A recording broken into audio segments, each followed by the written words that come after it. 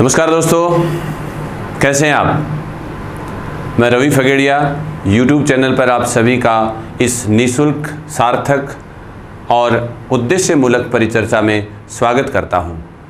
उम्मीद करता हूं कि आप सब लोग लॉकडाउन खुलने के बाद अनलॉक हुई स्थितियों को बेहतरी से आप अपने जीवन में काम लेते हुए अपने उच्चतम लक्ष्यों की ओर बढ़ रहे हैं। और इसी तरीके से आज आपको एक बहुत अहम मुद्दे, बहुत अहम लक्ष्य, प्रयोजन की ओर ले जाकर बताया जाएगा कि किस तरीके से हमारे पूर्वजों ने हमारे जीवन को एक जीवंत उद्देश्य देकर उसे सार्थक बनाया था। और ये मुद्दा आप स्क्रीन पे देख रहे हैं जिसका नाम है पुरुषार्थ।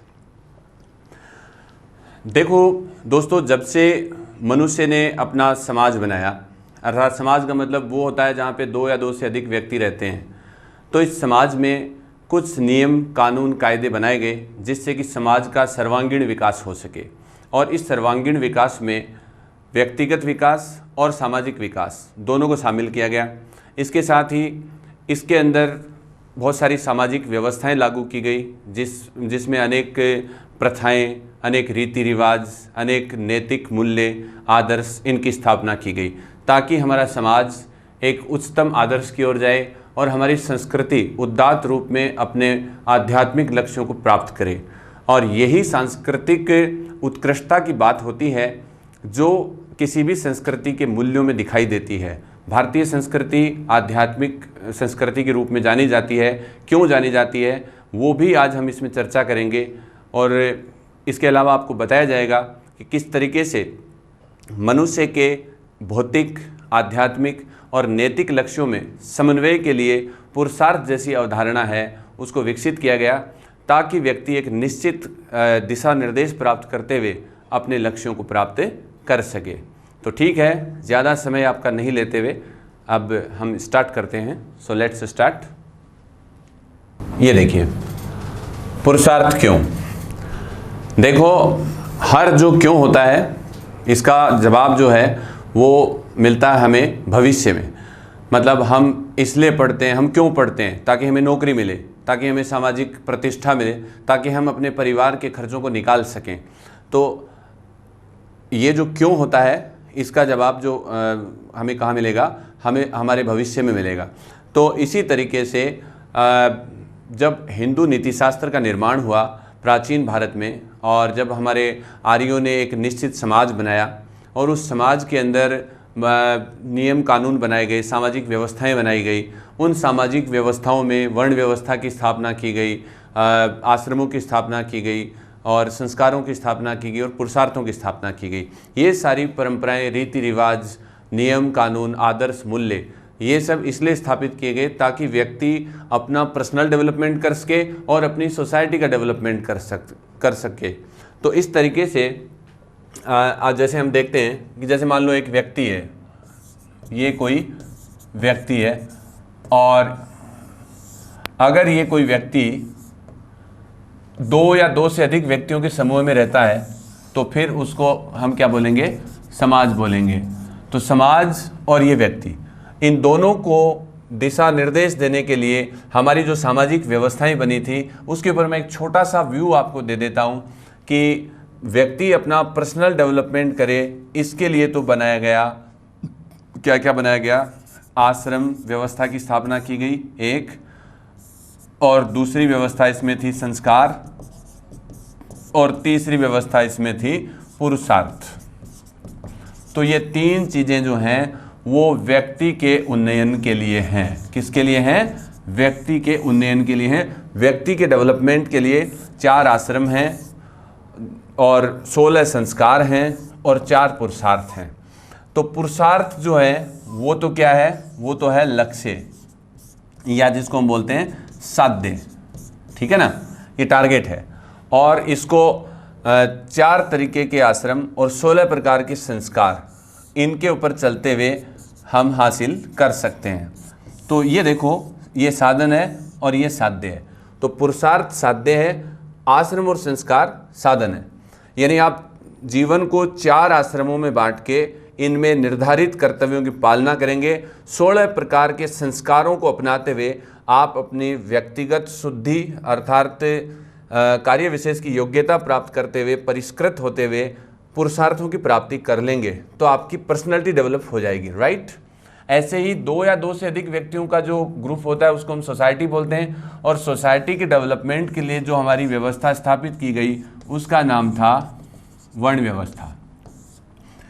वर्ण व्यवस्था की स्थापना इसलिए की गई थी ताकि हमारी सोसाइटी का क्या हो, उन्नयन हो, सामाजिक उन्नयन, सामाजिक उन्नयन। आजकल जो प्रश्न है वो इस मोड पे आएंगे कि भारतीय इतिहास में वर्ण व्यवस्था की शुरुआत क्यों की गई, तो हम कहेंगे कि समाज के सर्वांगीण विकास के लिए समाज के कार्य का विभाजन किया गया, और इस कार्य विभाजन के लिए जिस व्यवस्था को शुरू किया गया उसका नाम वर्ण व्यवस्था था, जो शुरुआत में जन्म के आधार पे नहीं थी, कर्म के आधार पे थी, लेकिन उत्तर वैदिक काल में वो जन्म के आधार पे बनी, बाद में वो जाति में परिवर्तित होती हुई हमारे समाज के विखंडन का कारण बनी। खैर वो एक दूसरी बात है, लेकिन वर्ण व्यवस्था का जो मूल मंतव्य था वो क्या था, सोशल डेवलपमेंट था, सामाजिक उन्नयन था।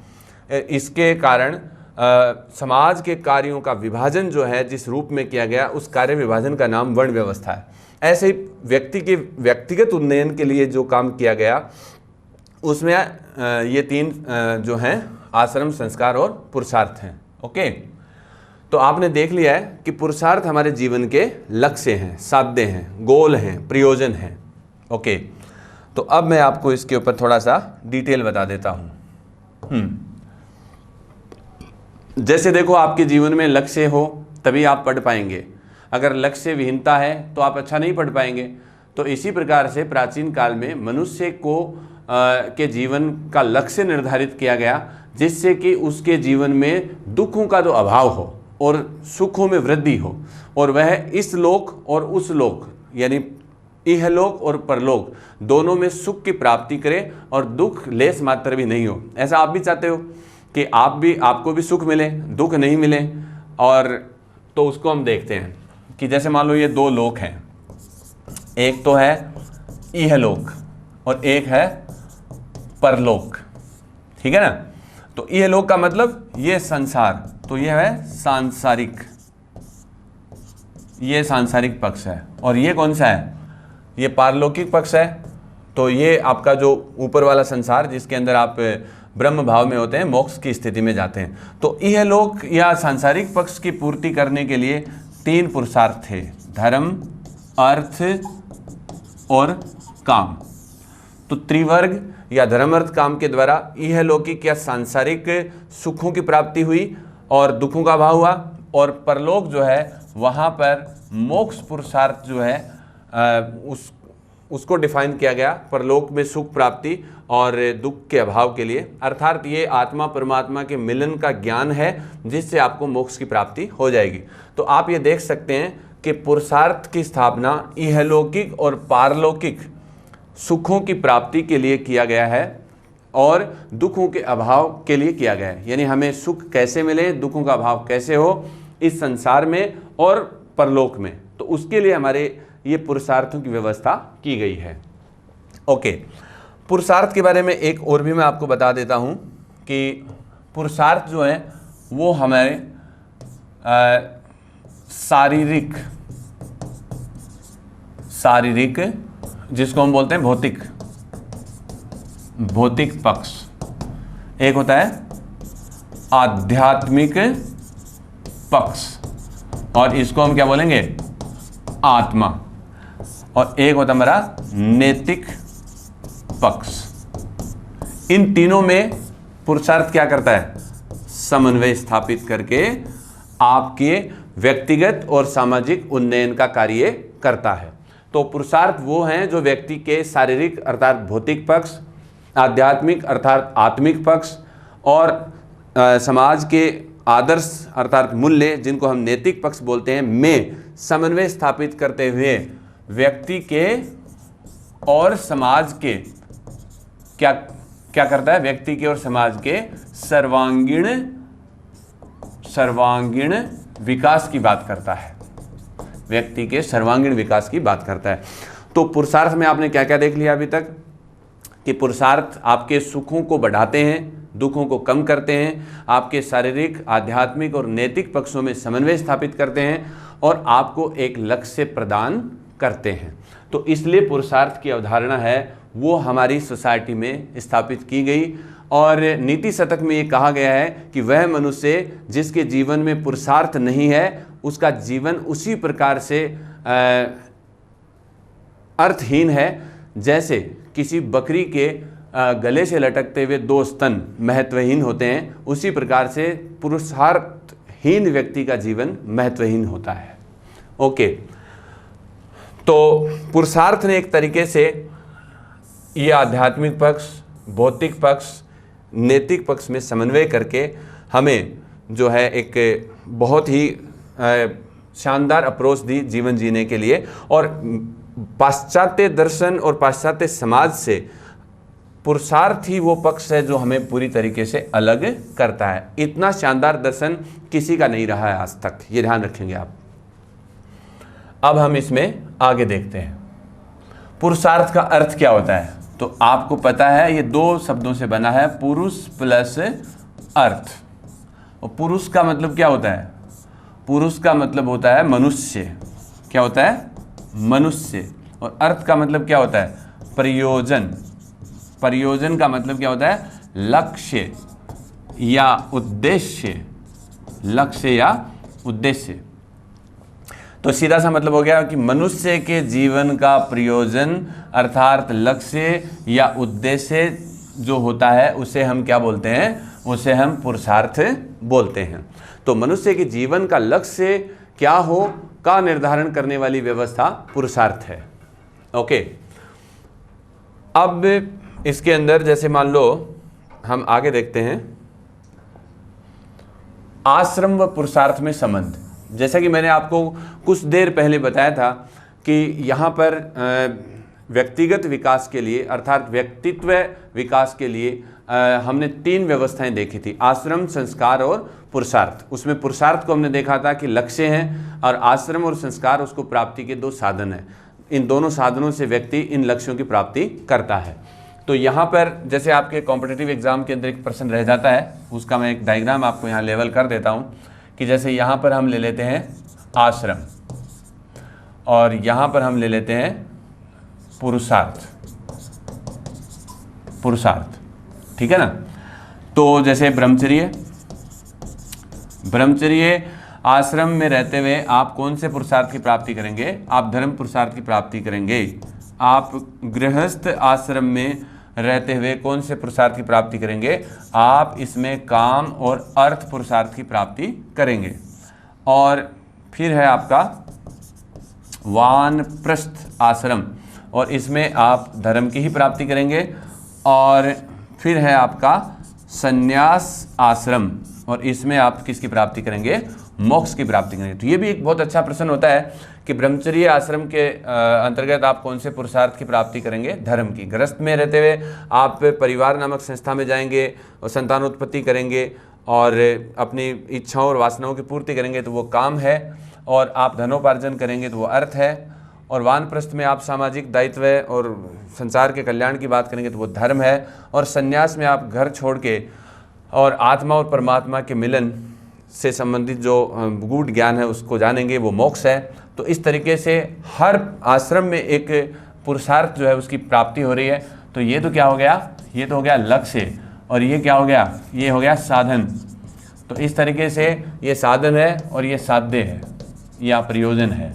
ओके, तो आश्रम वह प्रयत्न है, आश्रम वह प्रयत्न या प्रयास है जो परम पुरुषार्थ की प्राप्ति कराने में सहायक है। यह भी एक प्रश्न रहता है आपका कि आश्रम का अर्थ क्या है? तो आश्रम वह श्रम पूर्वक प्रयत्न या एफर्ट है जो हमें परम पुरुषार्थ की प्राप्ति कराता है, जो 4 भागों में बटा हुआ है। ओके, तो ये इसके अंदर संबंध है।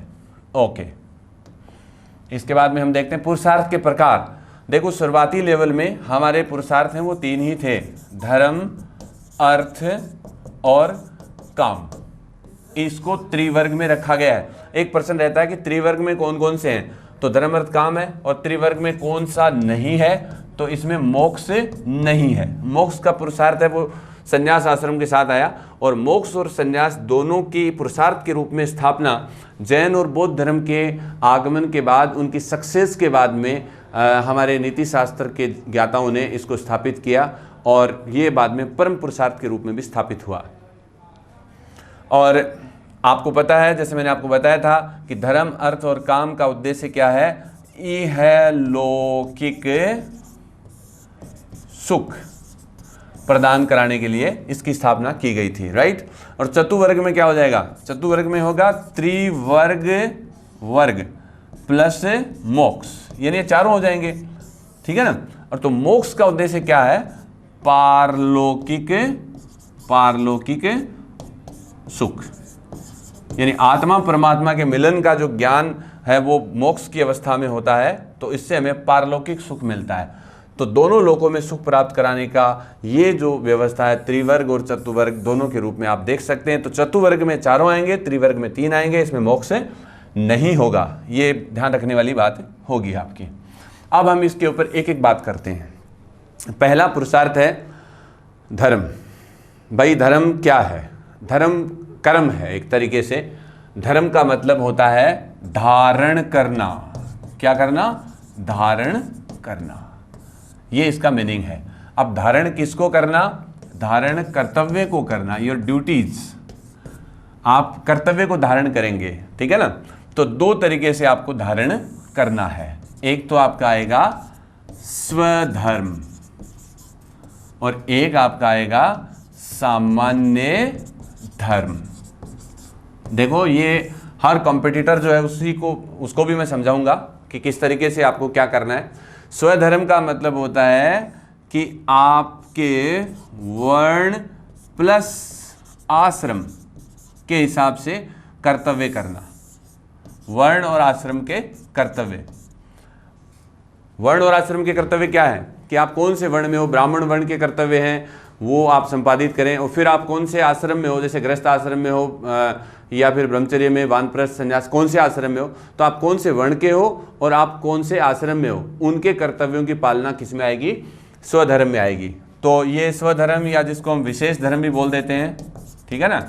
और सामान्य धर्म वो धर्म होता है जो सभी पर लागू किया जा सकता है। सभी वर्णों के लोग जो हैं वो क्या बोलेंगे?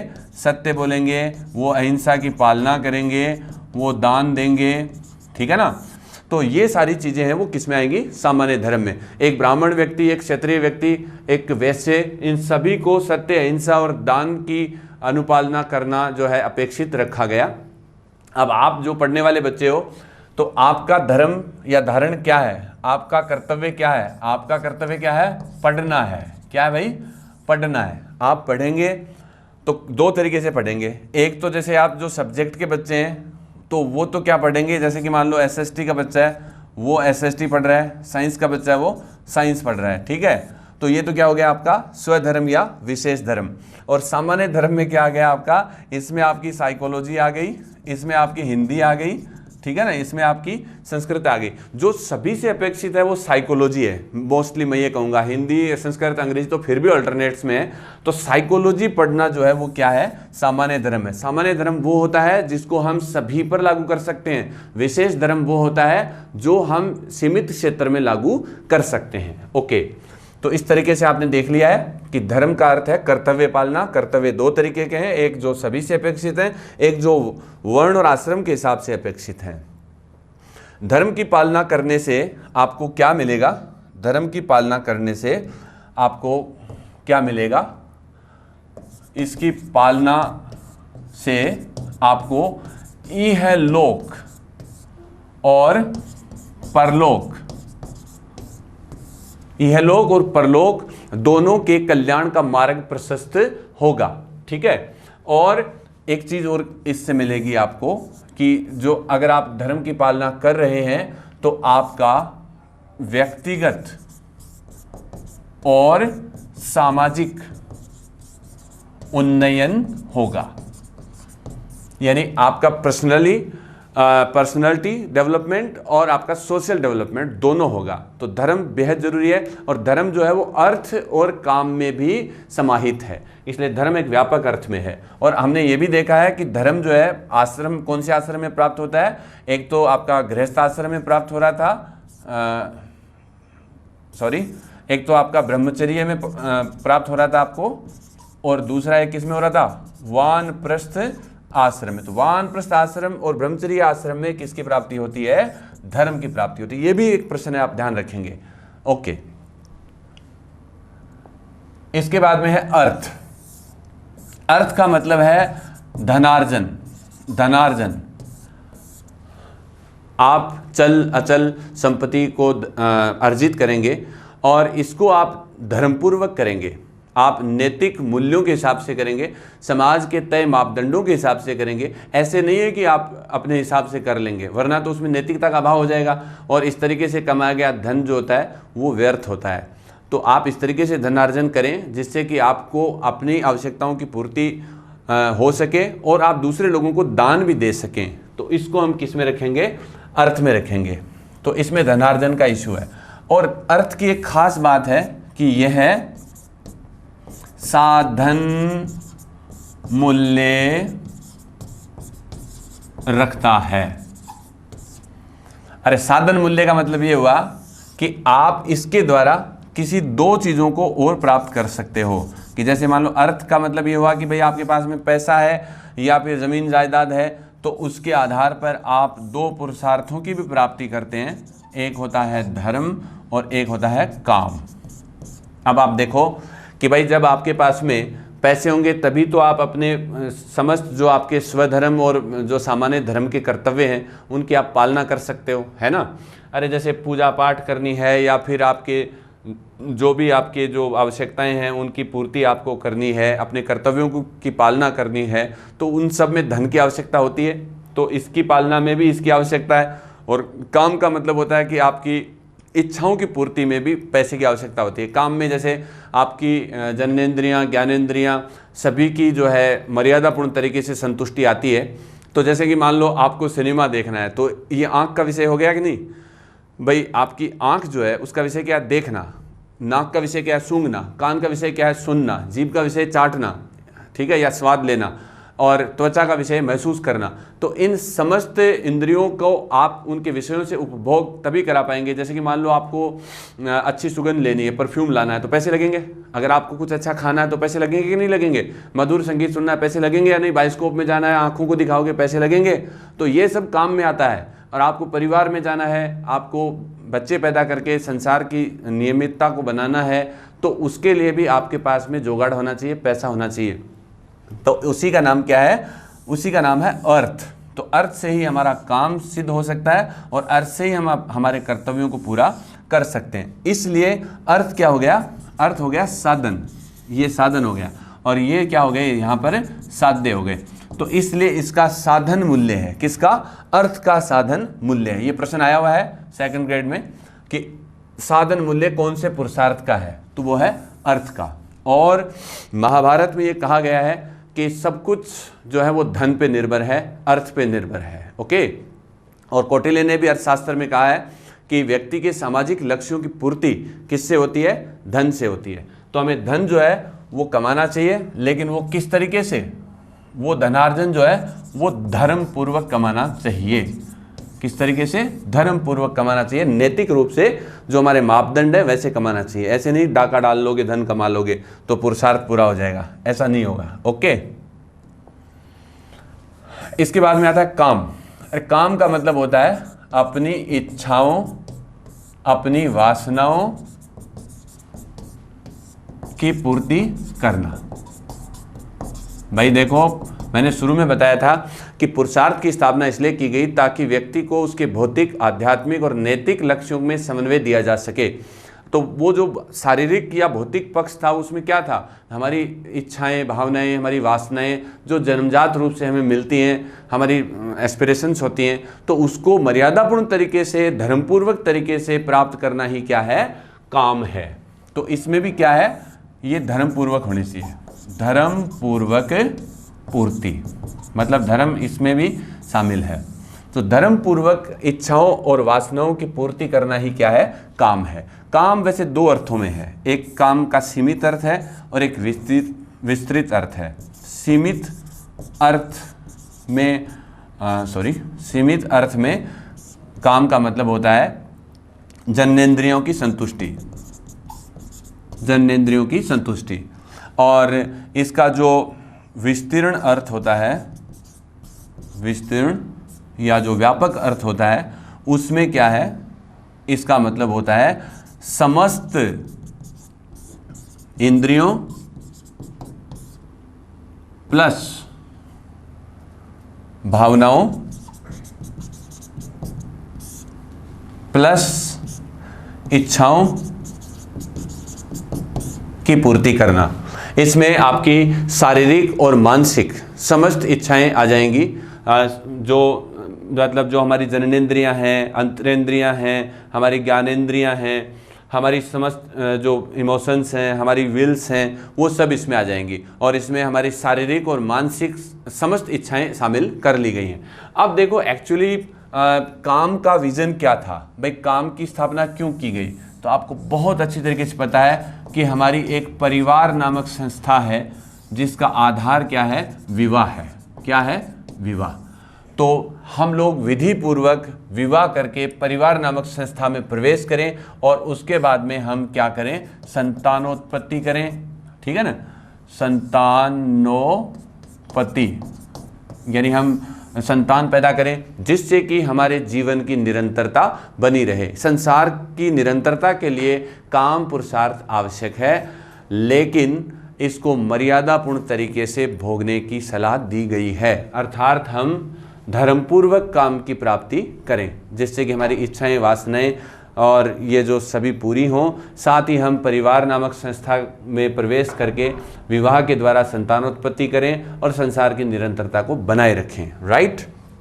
अभी तक जो आपने देखा है इन तीनों पुरुषार्थों को, इनका जैसे मैंने आपको पहले भी बताया है कि धर्म, अर्थ और काम, ये तीनों हमें इहलोक यानी ये वाला संसार हमारा जो जिसमें हम हैं, इसके क्या प्रदान कराते हैं? सुख प्रदान कराते हैं, और ये इनका उद्देश्य है। ठीक है ना? और ये किस में आएंगे?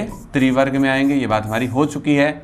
ओके, अब देखो हमारा अगला पुरुषार्थ है और वो है मोक्ष, और मोक्ष का दर्जा है परम पुरुषार्थ। परम पुरुषार्थ, परम का मतलब होता है जो सर्वोच्च है। क्या है? सबसे बड़ा, ऊंचा, तो सर्वोच्च पुरुषार्थ है ये, अभिष्ट है, ये सबसे टॉप है। यानी आप धर्म, अर्थ और काम की पूर्ति करते हुए मोक्ष की प्राप्ति करते हैं। जिस प्रकार से नदियां जाके समुद्र में विलीन हो जाती हैं, उसी प्रकार से धर्म, अर्थ और काम पर चलते हुए आप मोक्ष पुरुषार्थ में विलीन हो जाते हैं। ठीक है? तो मोक्ष का सामान्य अर्थ है जन्म मरण से छुटकारा। ठीक है ना? और ये अवस्था जो है वो कौन सी अवस्था होगी? ये अवस्था होगी बंधन रहित अवस्था। अरे जन्म मरण में हम पड़े रहेंगे तब तो हम बंधन में जिएंगे, अर्थात हम इस संसार में पैदा होंगे, मरेंगे, फिर पैदा होंगे, मरेंगे, ये चक्कर चलता रहेगा। और जब तक ये चक्कर चलता रहेगा तब तक हम सुख और दुख के इस जो माया जाल में पड़े रहेंगे। हमें सुख नहीं बल्कि दुख ज़्यादा मिलेंगे। तो जन्म मरण में पड़ते हुए दुखों को भोगते रहना बंधन है, और जन्म मरण के चक्कर से मुक्त होकर दुखों की आत्यंतिक निवृत्ति की अवस्था मोक्ष है। और इसमें आत्मा और परमात्मा का मिलन हो जाता है और आत्मा को परमात्मा भाव मिल जाता है। अर्थात आत्मा बंधन से रहित होकर दुखों के अभाव की अवस्था में अपने ब्रह्म अवस्था में चली जाती है। वो ब्रह्मांड अवस्था होती है। ये आनंद की अवस्था है। ये कैसी अवस्था है? आनंद की अवस्था। तो मोक्ष कैसी अवस्था हो गई? आनंद की अवस्था है। इसमें जो है आपका पुनर्जन्म नहीं होगा और आपने जन्म मरण से छुटकारा प्राप्त कर लिया है, आप बंधन रहित हो गए हैं। मोक्ष को लेकर हमारे भारतीय दर्शन में बहुत से नाम हैं, जैसे इसके कई नाम हैं, जैसे अपवर्ग है, ठीक है ना, हमारे हिंदू जो दर्शन है उनमें ये वर्ड यूज़ किया गया है, अपवर्ग मोक्ष का नाम है, जबकि बौद्ध के अंदर आपको पता है इसका नाम जो है क्या है, निर्वाण है, जबकि जैन धर्म में इसका नाम क्या है, कैवल्य है। तो इस तरीके से इसके अलग अलग नाम जो हैं वो रखे गए हैं। अब आपको मैं कुछ एक ऐसी बात भी बता देता हूँ कि सामान्य तौर पर हमारे सभी हिंदू नीति शास्त्रकारों ने इन चारों पुरुषार्थों को माना है, लेकिन चार्वाक दर्शन एक ऐसा दर्शन है जिसने केवल 2 ही पुरुषार्थों को माना है, उसने धर्म और मोक्ष पुरुषार्थ को नहीं माना है। किसने? चार्वाक ने। ये चार्वाक दर्शन जो है वो जड़वादी दर्शन है, आचार्य बृहस्पति इसके जनक थे। उन्होंने कहा कि धर्म तो एक पागलपन है, मानसिक बीमारी है, और मोक्ष का मतलब मरना है, जो गलत है। ऐसा नहीं है, क्योंकि मोक्ष का मतलब मरना नहीं होता है, बल्कि सही स्थिति को जानना होता है। आत्मा अपने सही स्वरूप में आ जाती है तो उसको मोक्ष बोलते हैं। और धर्म का मतलब हमारे कर्तव्यों से है। तो चार्वाक ने कहा कि धर्म एक मानसिक बीमारी है और मोक्ष मरने की अवस्था है, तो ये दोनों ही कोई पुरुषार्थ नहीं है, बल्कि चार्वाक ने काम को ही एकमात्र पुरुषार्थ माना है। उन्होंने कहा कि संसार के सुख चाहे वो किसी भी तरीके से प्राप्त हो, चाहे उधार घी लेकर भी हमें सुख मिले, चाहे हमें रमणी के आलिंगन से, शराब पीने से या कुछ भी करने से सुख मिले, तो वो अभिष्ट है। और इसलिए इन्होंने नीति शास्त्र को ये लोग खा गए, चबा गए, इसीलिए इनका नाम चार्वाक है। और इन्होंने अर्थ को काम के सहायक के रूप में स्वीकार किया है, लेकिन मुख्य पुरुषार्थ इन्होंने केवल काम को ही माना है। और काम का अर्थ है सुख, और ऐसा सुख जिसका नैतिक आधार नहीं हो, तो इसलिए चार्वाक को सुखवादी दर्शन कहते हैं। और अर्थ, चूंकि काम प्राप्ति में अर्थ सहायक होता है, इसलिए इन्होंने अर्थ को भी मान लिया, लेकिन इन दोनों को इन्होंने खारिज कर दिया था। ओके, तो आपने क्या सीखा? आपने अभी तक जो सीखा उसमें ये देखा हमने कि पुरुषार्थों की स्थापना हमारे जीवन के लक्ष्य के रूप में स्थापित की गई है, और इन लक्ष्यों को प्राप्त करने के लिए हम आश्रम और संस्कार जैसे हमारी सामाजिक व्यवस्थाओं को फॉलो करते हैं, और इनको फॉलो करते हुए हम धर्म, अर्थ और काम रूपी त्रिवर्ग और धर्म, अर्थ, काम और मोक्ष रूपी चतुर्वर्ग के रूप में हम पुरुषार्थों की प्राप्ति करते हैं, और हमारा नैतिक, भौतिक और आध्यात्मिक कल्याण होता है। हम इस संसार और उस संसार में जो है सुख प्राप्त करते हैं, हम दुखों के अभाव की अवस्था में चले जाते हैं, और ये मनुष्य के व्यक्तिगत और संपूर्ण समाज के विकास के लिए बेहद ज़रूरी है। तो ये हमारा नीति शास्त्र था। अब जितने भी बेरोजगार हैं उनको मैं बता देता हूँ कि किस तरीके से हम धर्म, अर्थ, काम, मोक्ष की पालना कर सकते हैं। जैसे धर्म, अर्थ, काम और मोक्ष, ये मैं आपको बता देता हूँ। तो मोक्ष भाई साहब आप लोगों की क्या है? नौकरी है। क्या है ये? नौकरी है। और इस नौकरी को प्राप्त करने के लिए आपको धर्म का मतलब है कर्तव्य। तो आपका कर्तव्य क्या है? पढ़ना। टीचर का कर्तव्य क्या है? पढ़ाना। तो टीचर पढ़ाएगा, आप पढ़ेंगे, तो आपको धर्म पुरुषार्थ की प्राप्ति हो जाएगी। और अर्थ का मतलब है मर्यादापूर्ण तरीके से जो है आप अर्थोपार्जन करें। तो फिलहाल तो आपको अर्थोपार्जन है, उसके अंदर अगर आप कर रहे हो तो आप इतना ही कमाओ जितना आपके फालतू के जो लालसा या लालच हैं उनकी ओर नहीं ले जाए। तो आप संयमित रूप से अपना अर्थोपार्जन करें, और जो नहीं कमा रहे हैं उनके लिए ये है कि वो अपना खर्चा कम करें। तो यहाँ पर आपके लिए मैं एक नई व्यवस्था दे रहा हूँ कि खर्च कम, यहाँ खर्च कम। भाई आप कमा ही नहीं रहे तो खर्च कम करना है आपको, ठीक है। और काम का मतलब है कि आप अपनी इच्छाओं को नियंत्रित करें। हम देखो किसी भी चीज़ को पढ़ लेते हैं ना, उसके बाद में अगर हम उसका व्यवहारिक जीवन में अगर उपयोग करना नहीं सीखते हैं तो फिर वो पढ़ना नहीं है। पुरुषार्थ केवल सूचना नहीं है, बल्कि जीवन जीने की कला है। और ये जो उस समय की लोगों की आवश्यकताएं जो थी वो खाने पीने से जुड़ी हुई थी और समाज के जैसे अनुशासन से जुड़ी हुई थी। आज चूंकि आपका समाज वैज्ञानिक और तकनीकी रूप से समृद्ध हो चुका है, यहाँ पर प्रतिस्पर्धा बहुत उच्चतम स्तर पे जा चुकी है, इसलिए आपको ये सब इस फॉर्मेट में देखना है। कर्तव्य यानी पढ़ना, अर्थ का मतलब है यहाँ कम खर्च करेंगे, और कमा रहे हैं तो भी आप कम खर्च करें, मर्यादापूर्ण तरीके से कमाओ और कम खर्च करो। फिर है इच्छाओं को नियंत्रित करो। ऐसे नहीं कि जैसे आप मोबाइल चला रहे हो और आंखें फोड़ ली, आपने फिल्में देख ली, आपने ऐसे गाने सुन लिए, आप जैसा के ठोक के खा लिए हो, आपने अपनी समस्त इंद्रियों को इस तरीके से संतुष्ट करना शुरू कर दिया कि आप 150 किलो के हो गए हो। तो समस्त स्तर पर आपकी इंद्रियों को और अपनी भावनाओं इच्छाओं को नियंत्रित करना क्या है? काम है। अगर आप इन तीनों की पालना करेंगे तो आपको क्या मिलेगा? मोक्ष मिलेगा। ये तीनों नदियां किस में जाके गिरेंगी? मोक्ष में। जो नौकरी है, नौकरी क्या है? नौकरी मोक्ष है। इससे क्या हो गया? आपका जन्म मरण का चक्कर समाप्त हो जाएगा। अरे आप अच्छा पढ़ लेंगे, नियंत्रित जीवन जी लेंगे, कम खर्चा करेंगे तो आपको नौकरी मिल जाएगी। नौकरी मिलने का मतलब है कि ये बंधन रहित अवस्था है, अर्थात इसमें बंधन किसका था? बेरोजगारी की। बेरोजगारी की वजह से आपको क्या हुआ? दुख हुआ है, और इस दुख की वजह से आप बंधन में हैं, ठीक है ना। तो बेरोजगारी बंधन है, इसमें आपको दुख मिलते हैं। कोई लोग पूछते हैं आप क्या कर रहे हो, दूसरे लोग पूछते हैं आप इतने दिन से क्या कर रहे हो, तो आपको कई तरीके के दुख होते हैं। कुछ जो है मानसिक दुख होते हैं, कुछ शारीरिक दुख होते हैं। तो इन दुखों को समाप्त करना है तो आपको इनकी पालना करते हुए ये प्राप्त करना है। इसलिए नौकरी क्या है? मोक्ष है। इसमें आपका पुनर्जन्म नहीं होगा, वरना आप फेल हो जाएंगे। फेल होते ही आप दूसरी कक्षा, उसी क्लास में या उसी कंपटीशन में दोबारा आ जाएंगे, तो फिर ये क्या हो जाएगा? फिर आपका पुनर्जन्म हो जाएगा। तो फिर आप फिर दुख भोगेंगे, फिर पैदा होंगे, फिर दुख भोगेंगे, फिर पैदा होंगे। तो इस तरीके से आपको अगर इसके ऊपर विजय प्राप्त करनी है तो निश्चित रूप से आपको क्या करना है? आपको मोक्ष या नौकरी को हासिल करना है। ओके, तो आप समझ गए मेरे हिसाब से। और इसी के साथ मैं आपको सभी को जो है धन्यवाद ज्ञापित करता हूं कि आपने ये क्लास बहुत अच्छे ढंग से सुनी होगी और इसमें उपयोगी जानकारियां आपने हासिल की होंगी। धन्यवाद।